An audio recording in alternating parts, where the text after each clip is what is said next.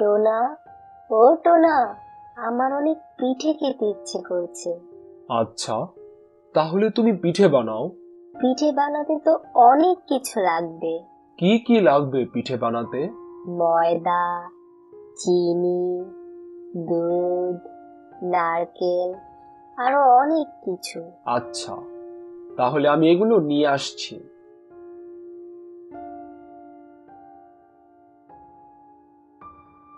টুনি, তাহলে তুমি কেমন পিঠা বানাচ্ছ? এই তো অনেক পিঠে বানিয়েছি। পাটিসাপটা, কুলি, সেমাই পিঠে, তেলে ভাজা ও মালপোয়াও বানিয়েছি।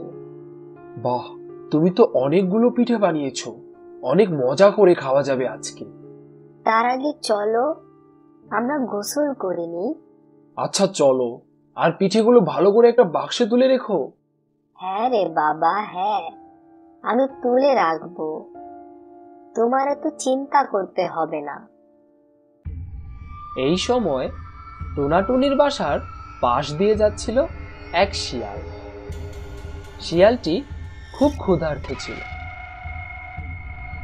হঠাৎ টোনাটুনির বাসা থেকে অনেক সুন্দর পিঠের ঘ্রাণ শিয়ালের নাকে ভেসে আসতে লাগলো। বাহ, কি সুন্দর পিঠের ঘ্রাণ! কিন্তু কোথা থেকে আসছে? আরে,